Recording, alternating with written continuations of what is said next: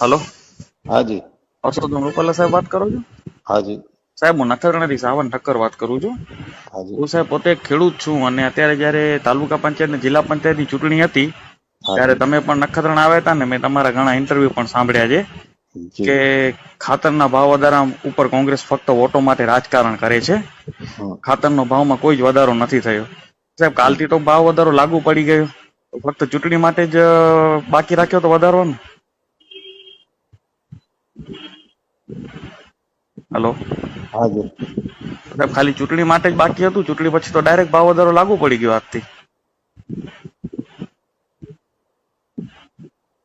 Hello हाँ जी।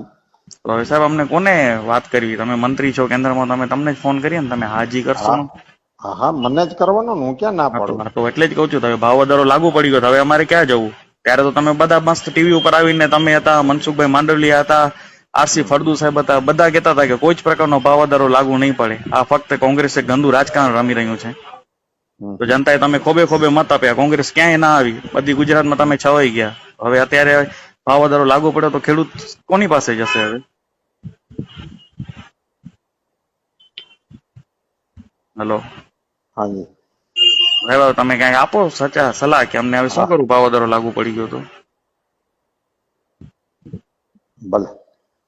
શું કરીએ? તમે કયો સાહેબ, ભલેથી તો સાહેબ કાંઈ નહીં થાય ને સાહેબ, ભાષણોથી કદાચ ભાજપ ચાલતું હોય, ખેડૂત ભાવ વધારાથી સાહેબ ખેતી નહીં કરી શકે.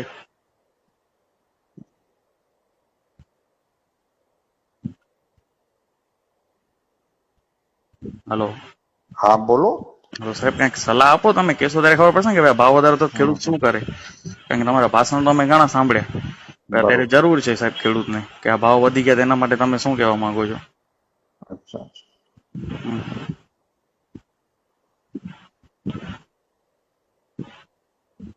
કાંઈ ન કહેવાનો તો ફોન રાખી દો, અમારી પાસે કઈ જવાબ ન હોય તો. હલો